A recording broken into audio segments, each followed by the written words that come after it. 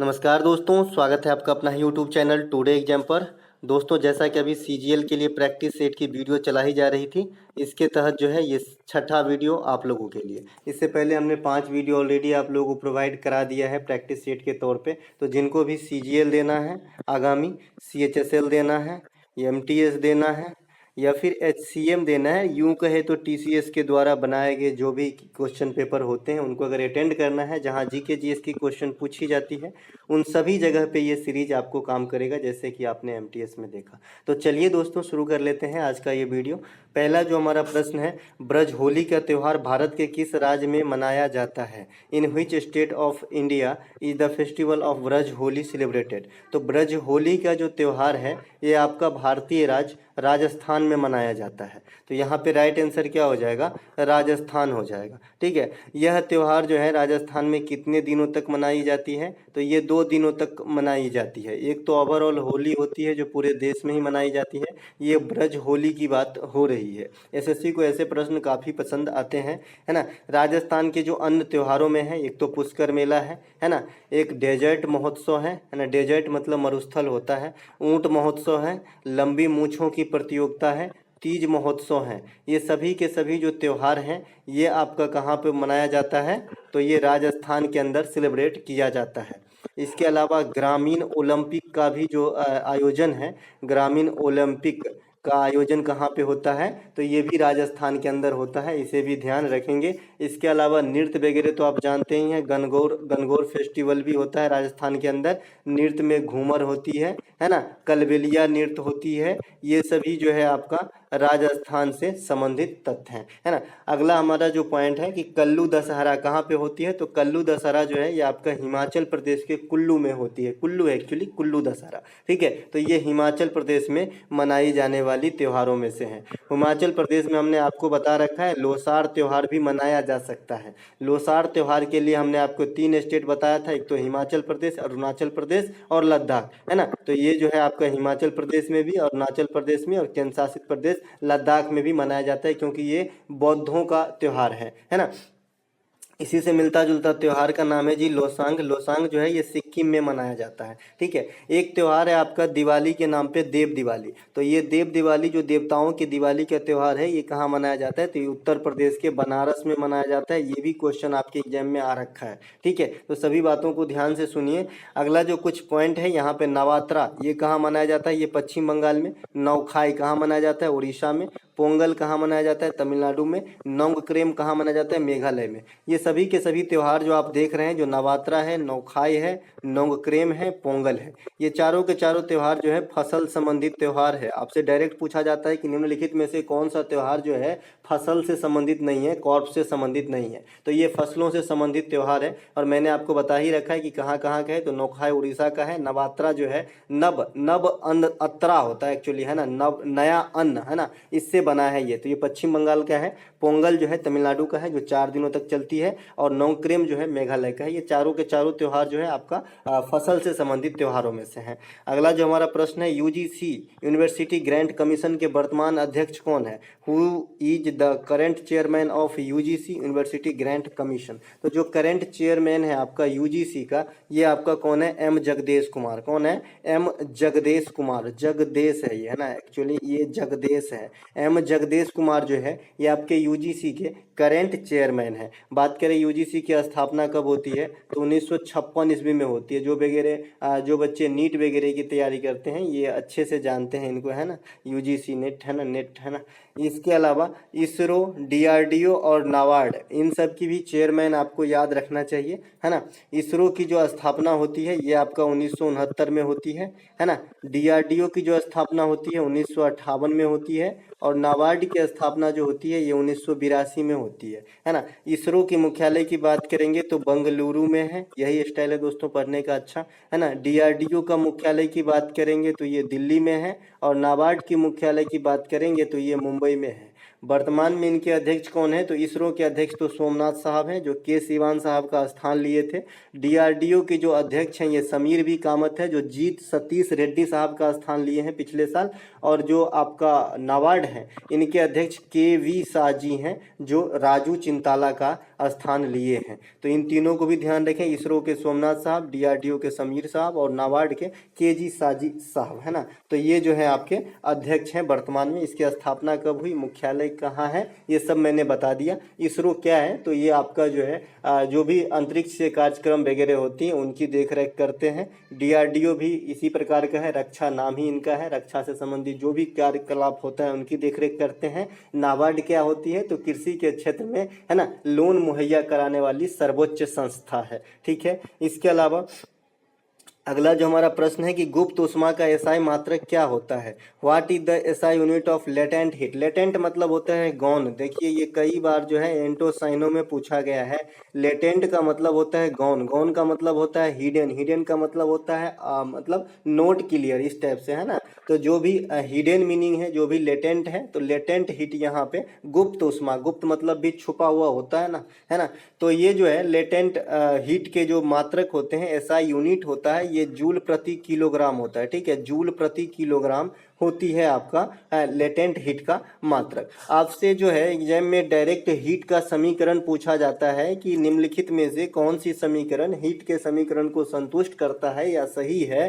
तो H बराबर यानी हीट बराबर I² RT होता है। इसको मैंने आपको दूसरे भाषा में ओम के नियम के प्रयोग करके भी बताया था कि ओम के बराबर, ओम का नियम बराबर क्या होता है, V बराबर IR, है ना।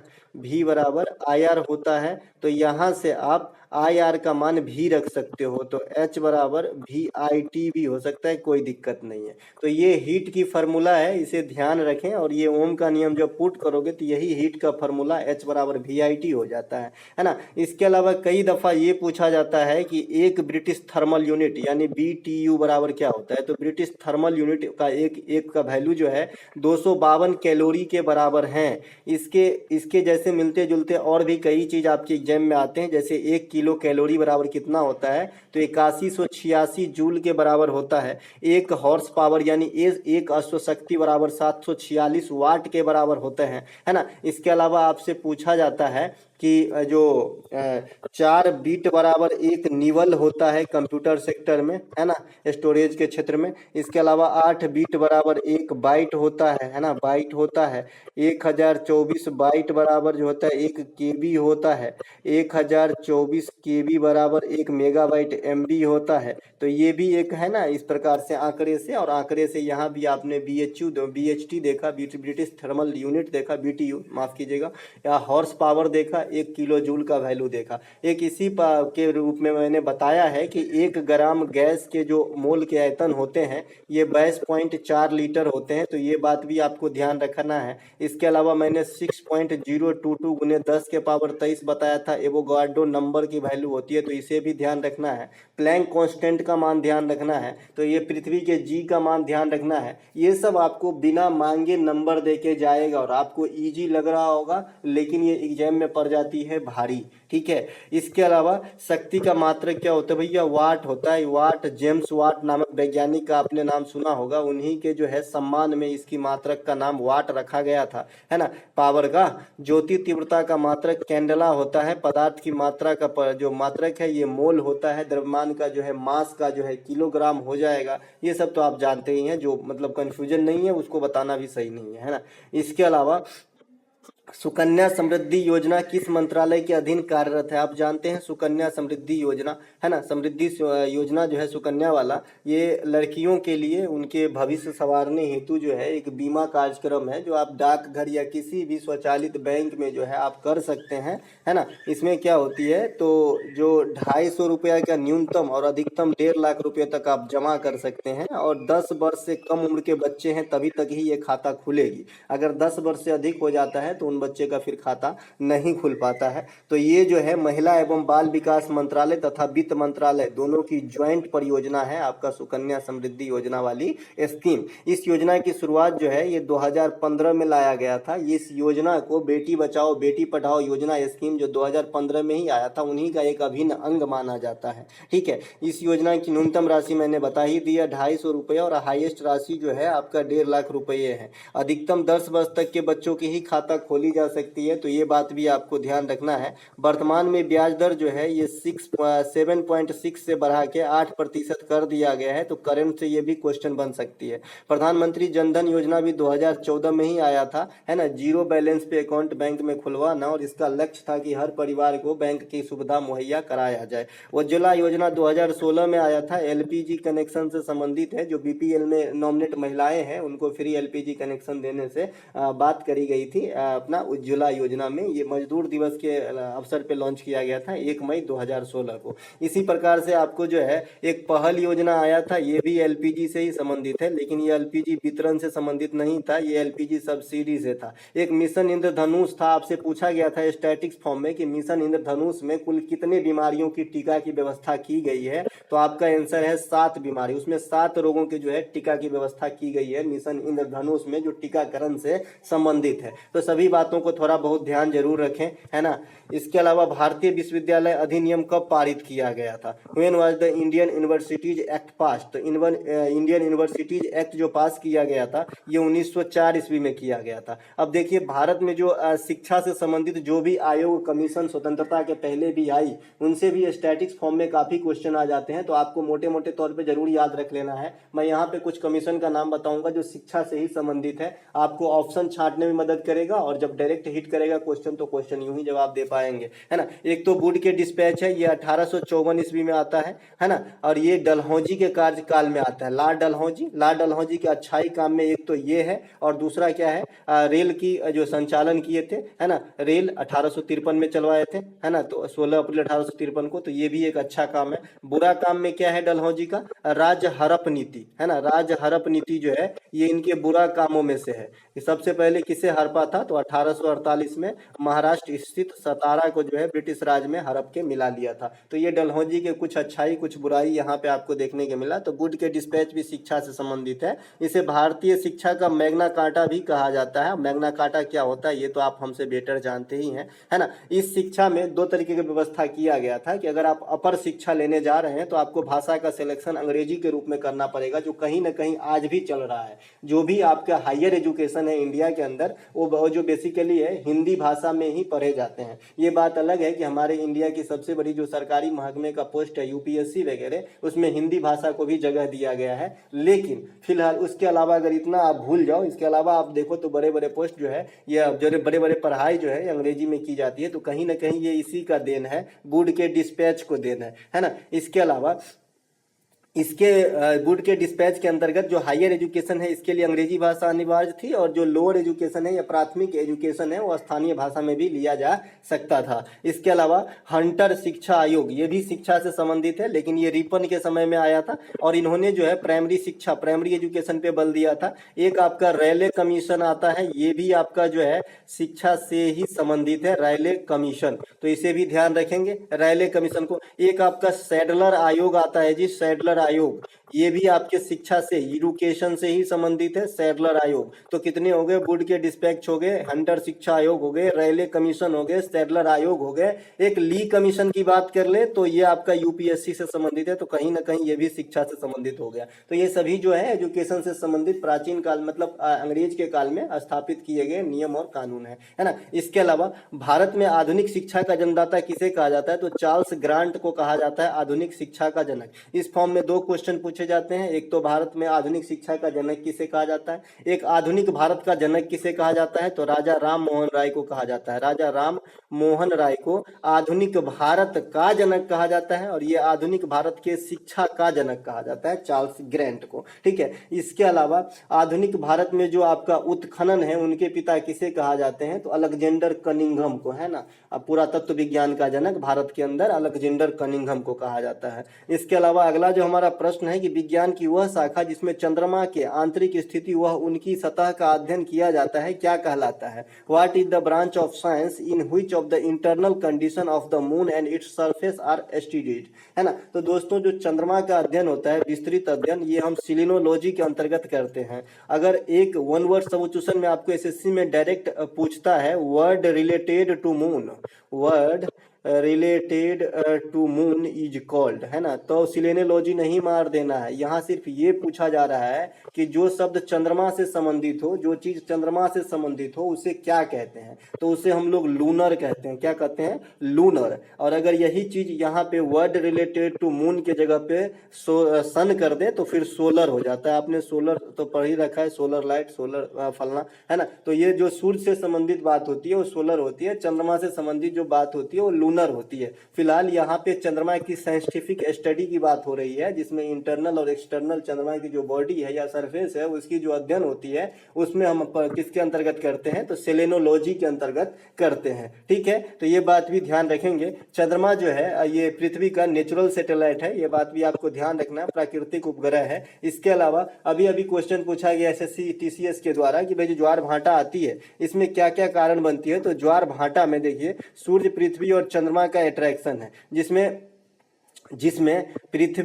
पृथ्वी का जो है आपका केंद्र प्रसारी बल भी काम करता है अट्रैक्शन के साथ साथ। ठीक है, केंद्र प्रसारी बल भी काम करता है पृथ्वी का, है ना, और चंद्रमा वगैरह का अट्रैक्शन काम करता है। अगर आपसे कोई पूछे कि ये ज्वार भाटा जो है 24 घंटे में कितनी बार आता है, तो 2 बार जो है ज्वार आता है और 2 बार भाटा आता है। ठीक है, टाइम भी फिक्स है, ज्वार आने के 6 मिनट के 13 मिनट बाद में भाटा आएगा और इसके फिर 6 के 13 मिनट बाद जो है 6 घंटा 13 मिनट के बाद फिर से ज्वार आएगा, यानी 12 घंटा 26 मिनट में एक बार रिपीटिशन हो जाता है। ठीक है, इसके अलावा मैंने यहाँ पे कुछ और सूर्य चंद्रमा से बातें आपको बताना है। जैसे सूर्य के अंदर जो आपका क्या होता है, नाभिकीय फ्यूजन होता है कि क्या होता है कि आप हमें जो है एनर्जी की प्राप्ति होती है। तो आप बताओगे सूर्य के अंदर जो है नाभिकीय संलयन होता है ना, नाभिकीय संलयन ही होता है जिससे हमें एनर्जी की प्राप्ति होती है, ऊर्जा की प्राप्ति होती है। नाभिकीय संलयन का मतलब होता है 2 छोटे छोटे नाभिक जुड़ गए, वो बड़का का निर्माण किया, है ना, प्लस हो गया। और नाभिकीय विखंडन का मतलब होता है कि ये बड़ा है, 2 छोटे छोटे या कई छोटे छोटे में टूट गए, तो इसे बोलते हैं विखंडन। विखंडन के सिद्धांत पे क्या कार्य करता है?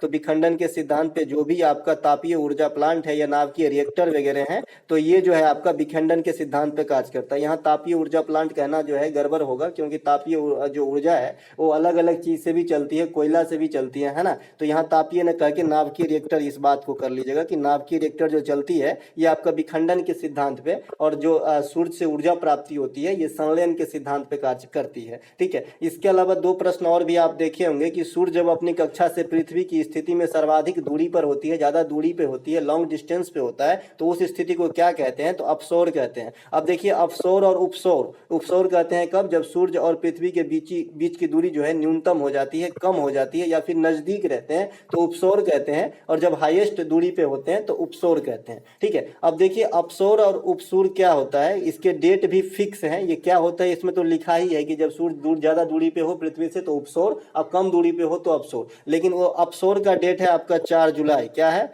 4 जुलाई। और उपसौर का डेट क्या है? 3 जनवरी। ये डेट फिक्स है, ये डेट जो है फिक्स है, इसी दिन ये चीज होता है ना। और जब दिन और रात की अवधि दोनों बराबर हो तो इसे इक्विनॉक्स कहा जाता है। ये आप वन वर्ड सब्स्टिट्यूशन में भी पढ़ते हैं कि जब दिन की अवधि और रात की अवधि समान समान हो जाए तो उसे इक्विनॉक्स कहते हैं। जब सूर्य और चंद्रमा जो ग्रहण जो लगता है, सूर्य ग्रहण और चंद्र ग्रहण, है ना, तो ये सब कुछ क्वेश्चन इनसे आता है जो आपको ध्यान रखना चाहिए।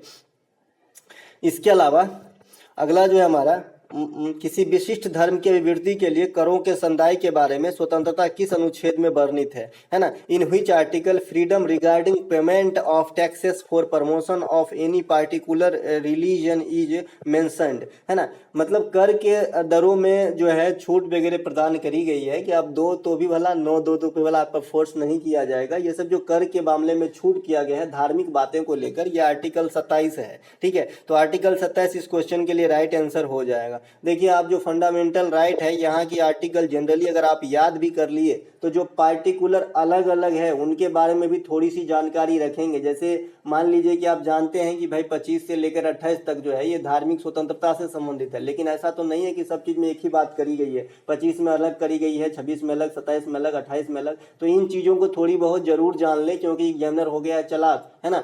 अब आपको जो है पार्टिकुलर किसी एक आर्टिकल से पूछेगा तब हम फंस जाएंगे, तो जानते हुए भी सही जवाब नहीं दे पाएंगे, गलत होने की चांसेस बढ़ जाती है। ठीक है, तो आर्टिकल 27 जो है ये इस क्वेश्चन के लिए राइट आंसर हो गया, जो कर के दायर से जो है मुक्त करता है ना।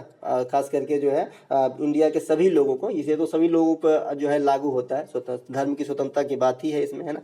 कोई भी धर्म स्वतंत्र रूप से मानने, आचरण करने तथा उसका प्रचार प्रसार करने के लिए जो हम स्वतंत्र हैं, यह अनुच्छेद 25 में कहा गया है। यहीं से तो धार्मिक स्वतंत्रता स्टार्ट होती है 25 से 28। ठीक है, तो 4 गो वो आर्टिकल है ना। इसके अलावा 29 और 30 जो है ये अल्पसंख्यक हित से है, लेकिन इसमें भी अलग अलग है। जहां 29 में किसी भी शिक्षण संस्थान में प्रवेश से वंचित नहीं किया जाएगा किसी भी आदमी को, चाहे वो कहीं भी जन्म लिया हो, है ना, कोई से भी धर्म के भी हो, है ना, कोई भी रंग रूप के हो, उसे वंचित नहीं किया जाएगा। ये हवाला देके कि आप फला कास्ट के हैं, आप फला, आपका कलर फला है, आप फला, इस प्रकार से जो है इससे निषेध किया गया है। तो किसी भी 29 के तहत जो है किसी भी कॉलेज या किसी भी सरकारी शिक्षण संस्थान में एंट्री मिल जाएगी, ये उनका राइट है। वही आर्टिकल 30 के अनुसार जो है धर्म और भाषा पर आधारित सभी अल्पसंख्यक वर्गों को अपनी रुचि के शिक्षण संस्थानों की स्थापना और प्रशासन का अधिकार है। जैसे मदरसा वगैरह जो चलता है ना, ये सब जो है इन्हीं का यही पावर इस्तेमाल करके चलता है। ठीक है, और चलना जो है उनका अधिकार है भाई, है ना, ये चलना है। जैसे मदरसा हो गया या फिर कोई भी अल्पसंख्यक की जो इंस्टीट्यूट वगैरह होते हैं वो जो चलता है, ये आर्टिकल 30 के प्रयोग करके चलती है। ठीक है, इसके अलावा आपने फंडामेंटल राइट की और आर्टिकल तो याद कर ही लिए होंगे अब तक मेरे यहाँ हिसाब से। 14 से 18 मैंने इक्वलिटी का राइट बताया था। इसमें 14 में समता, 15 में जाति धर्म लिंग के आधार पे जो है कोई भी भेदभाव नहीं करेगा आम वे में। 17 में छुआछूत का अंत है। 16 में अवसरों की समानता है। 18 में उपाधियों का अंत है। 19 प्रेस की स्वतंत्रता बताया था। 20 में जो है कोई भी आदमी को खुद के गुनाह के लिए गवाह बनने को मजबूर नहीं करा जाएगा और एक ही गुनाह के लिए 2 सजा नहीं दी जाएगी, ये 20 में करी गई है। 21 जो है प्राण एवं दैहिक स्वतंत्रता का अधिकार है। 23 और 24 जो है बाल शोषण के विरुद्ध अधिकार है, जिसमें 23 पे जो है मानव तस्करी पे रोक या बलात् श्रम पे रोक है। 24 में जो है 14 वर्ष से कम उम्र के बच्चे को किसी कल कारखाने पे नहीं लगाया जाएगा। महात्मा की 25 से 28 हमने देख ही लिया और 29 30 देख ही लिया। एक बच गया आपका 32, तो 32 जो है संवैधानिक उपचारों के अधिकार से संबंधित है। चलते हैं आगे, ये हो गया आपका फंडामेंटल राइट। फंडामेंटल राइट अभी वर्तमान में 6 है, अमेरिका के संविधान से लिया गया है, भाग 3 में रखा गया है। आर्टिकल 12 से 35 तक के बीच में कवर जो है फैला है। इसके अलावा जो 44वां संविधान संशोधन द्वारा संपत्ति के अधिकार को मौलिक अधिकार यानी फंडामेंटल राइट से हटा के आर्टिकल 300 के ए में एज अ विधिक अधिकार के रूप में रखा गया। तो ये फंडामेंटल राइट की जो है थोड़ी सी झलक, जिसमें आपने पूरा रिवाइज हो गया। अगला मतलब ये प्रश्न है, द इंडियन ट्रियोलॉजी के लेखक कौन है? Who is the author of the Indian ट्रियोलॉजी? तो इंडियन ट्रियोलॉजी के लेखक जो है बी.एस. नैपाल है। बी.एस. नैपाल की अन्य पुस्तक देख लेते हैं। बी.एस. नैपाल की अन्य पुस्तक जैसे ए बेंड इन द रिवर, इनके पुस्तक ये काफी फेमस है। और हाफ ए लाइफ, है ना, एक हाफ गर्लफ्रेंड है ना, हाफ गर्लफ्रेंड भी है, GIRLFRIEND, है ना, हाफ गर्लफ्रेंड। तो ये जो है ये आपके किसके हैं भाई? तो ये है चेतन भगत का। ठीक है, इसके ऊपर पिक्चर भी बना है ना, चेतन भगत। और ये हाफ ए लाइफ है, ये आपका बी.एस. नैपाल का है। और एक लाइफ ऑफ पाई है, लाइफ ऑफ पाई पिक्चर भी देखे होंगे आप, और हर स्टूडेंट को देखना चाहिए मेरे ख्याल से। लाइफ ऑफ पाई जो है ये येन मॉर्टल का है। येन मॉर्टल के उपन्यास पे आधारित है आपका वो पिक्चर लाइफ ऑफ पाई, जिसमें दिल्ली के एक लड़का को फिल्माया गया है, जो कितनी भी विपत्ति आ जाने पे, कितनी भी मतलब विपरीत उनके लिए समय हो, लेकिन वो हताश नहीं होता है, जिंदगी जीना नहीं छोड़ता है। ये लाइफ ऑफ पाई में दिखाया गया है। हिंदी और अंग्रेजी दोनों भाषा में अवेलेबल है, तो इसे आप देख लीजिए एक बार, अगर टाइम रहे तो अच्छा लगेगा मेरे हिसाब से, है ना। तो ये हाफ ए लाइफ किसका हुआ भाई? बी.एस. नैपाल का। ये बेंड इन द रिवर हो गया बी.एस. नैपाल का। इंडियन ट्रियोलॉजी हो गया बी.एस. नैपाल का। इसके बाद मैंने हाफ गर्लफ्रेंड बताया चेतन भगत का, और लाइफ ऑफ पाई बताया येन मार्टल का। ठीक है, इसके अलावा इनहेरिटेंस ऑफ लॉस किसके हैं? किरण देसाई के फेमस पुस्तक है। सैटनिक वर्सेज मैंने कल भी बताया था, सलमान रश्दी के हैं, अगला बार इसी का है, इसीलिए फिर से बता रहा हूँ। द ब्लू अम्ब्रेला, है ना, रूम ऑन द रूफ, है ना, एंग्री रिवर, ये सभी के सभी पुस्तक जो है ये रस्किन बॉन्ड के हैं। The golden gate, a suitable boy, a suitable girl के लेखक विक्रम सेठ हैं। मेकर्स ऑफ मॉडर्न इंडिया के लेखक रामचंद्र गुहा है। Gandhi after India, India before Gandhi, इस प्रकार के 2 पुस्तक भी जो है ये भी आपका रामचंद्र गुहा के ही हैं। Inglorious empire, Ambedkar a life, ये शशि थरूर की पुस्तक है जो मैंने कल भी बताया था, वहीं से पेपर कटिंग है। मेरा ये प्रयास है ये वाली सीट में कि ये पूरे के पूरे पुस्तक आपको याद होना चाहिए विथ राइटर्स, है ना। अगला जो हमारा प्रश्न है, पल्लव राजवंश की राजकीय चिन्ह क्या थी? What was the royal symbol of the Pallava destiny, है ना। तो पल्लव राजवंश की जो रॉयल सिंबल थी ये आपका वृषभ और सिंह था, वृषभ और सिंह था, है ना। वृषभ बैल को ही कहा जाता है वस्तुतः, है ना, बैल जो सांड होते हैं ना उसे ही कहा जाता है, तो वृषभ और सिंह था, है ना। पल्लव वंश की संस्थापक कौन थे भैया? सिंह विष्णु, सिंह विष्णु, इसके आगे वर्धन भी लगाएंगे तो चलेगा, सिंह विष्णु वर्धन भी कह सकते हैं। पल्लवों की राजधानी कहाँ थी? कांचीपुरम, कांचीपुरम, यहाँ पे संस्कृत भाषा की झलक मिल जाती है। पल्लव राजा नरसिंह प्रथम के काल में हर्षवर्धन जो है कांची की यात्रा किए थे, ये क्वेश्चन अलग से CHSL में पूछा गया, है ना। इसके अलावा पल्लव राजा नरसिंह वर्मन द्वितीय के समय में जो है कैलाशनाथ मंदिर की जो है स्थापना हुई, कहाँ पे? कांची के अंदर, ठीक है। कांचीपुरम में भी कैलाश की मंदिर है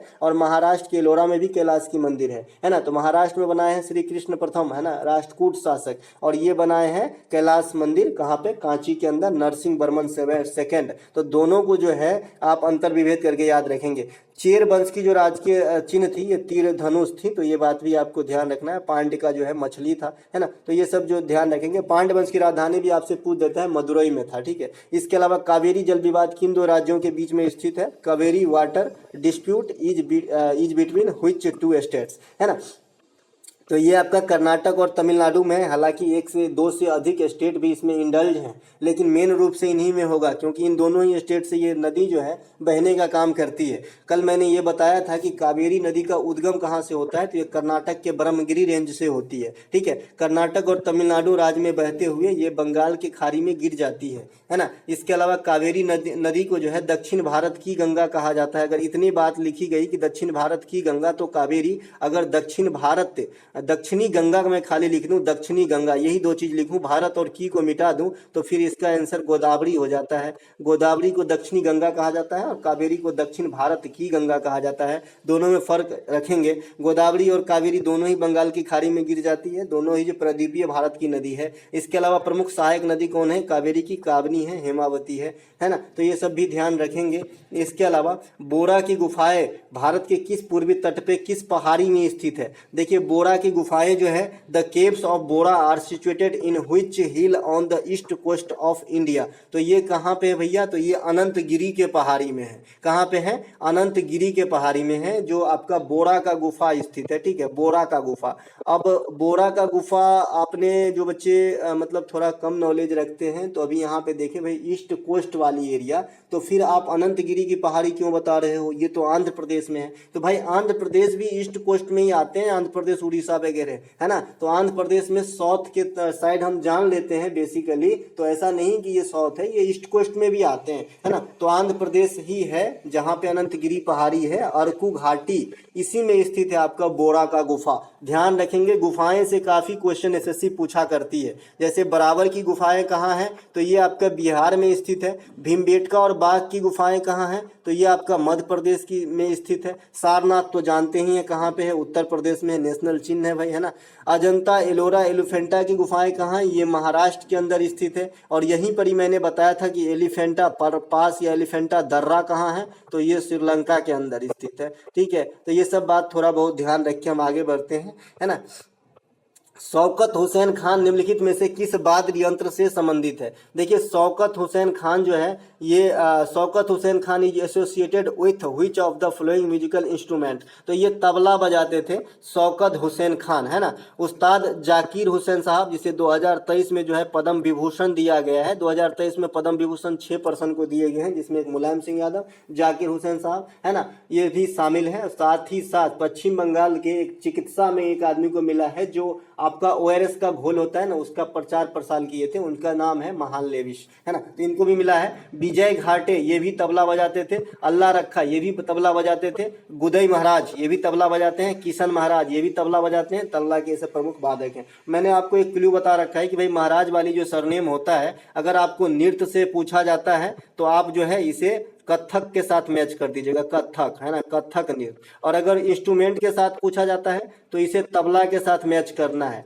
देखिए 100% आप श्योर हैं, आप पढ़े हैं वो क्वेश्चन और आ गया, तब तो आप जो जवाब है वही दिए। अगर आपको याद नहीं है और महाराज सरनेम आ गया है, नृत्य में कथक दिख रहा है नीचे तो कथक को लगाइए, और अगर आपको वाद्य यंत्र दिख रहा है और तबला है तो तबला को लगाइए आपका महाराज सरनेम से। उसी प्रकार से रेड्डी सरनेम अगर नृत्य में है तो आप कुचिपुड़ी को लगाइए, झावेरी बहन वगैरह हैं तो मणिपुरी को लगाइए, सिंह सरनेम है तो भी मणिपुरी को लगाइए। ये कुछ कुलवे थे जो मैं आपको बता चुका हूँ शास्त्रीय नृत्य क्लासिकल डांसेस के फॉर्म में, है ना। पंडित राम नारायण, है ना, सुकूर खान, ये सब जो बजाते हैं ये सारंगी प्ले करते थे, है ना। पंडित रविशंकर, निखिल बनर्जी सितार प्ले करते थे। पंडित रविशंकर इंडिया के लिए ग्रैमी अवार्ड जीतने वाले प्रथम पर्सन है, तो ये भी ध्यान रखेंगे। पंडित रविशंकर को 99 में भारत रत्न भी दिया जा चुका है, तो ये बात भी ध्यान रखेंगे, ठीक है। इसके अलावा वर्ल्ड फार्मूला 1 चैंपियनशिप 2022 के विजेता कौन है? Who is the winner of the world formula 1 championship 2022, है ना। तो ये कौन है भाई फार्मूला 1 चैंपियनशिप 2022 के विजेता? तो मैक्स वर्स्टैपेन है। देखिए इनका दिन अभी जो है काफी पॉजिटिव चल रहा है, काफी जो है पॉजिटिव समय चल रहा है इसका। कौन? इसका मार्क्स वर्स्टैपेन का। और कहते हैं ना मेहनत भगवान भी उन्हीं का साथ देता है जो साथ लेने योग्य हो। जो मेहनत ही नहीं करेगा, सीधे बैठा रहेगा, भगवान मुझे साथ देंगे, मैं एग्जाम में पास हो जाऊंगा। अरे भाई हाथ पैर तो डलो, कोशिश तो करो, है ना। तो ये कोशिश कर रहे हैं और साथ भी इसका जो है लक की सहारा भी मिलता जा रहा है। तो मैक्स वर्स्टैपेन जो है मैक्सिमम नंबर ऑफ जो ग्रैंड प्रिक्स हैं उनके विजेता जो है हाल फिलहाल के ईयर में बने हैं। इसमें से कुछ है जैसे इटालियन ग्रैंड प्रिक्स 2022, ये भी मैक्स वर्स्टैपेन ही जीते हैं। इसके अलावा फ्रेंच ग्रैंड प्रिक्स 2020 लिखा गया 2022, ये भी आपका मैक्स वर्स्टैपेन ही जीता है ना। तो ये बात भी ध्यान रखना है। इसके अलावा मैक्सिकन ग्रैंड प्रिक्स 2022, ये भी आपका मैक्स वर्स्टैपेन ही जीते हैं। मैक्स वर्स्टैपेन जो है ये रेड बुल के ड्राइवर है, ठीक है, रेड बुल के ड्राइवर हैं मैक्स वर्स्टैपेन, तो ये बात भी आपको ध्यान रखना है। इसके अलावा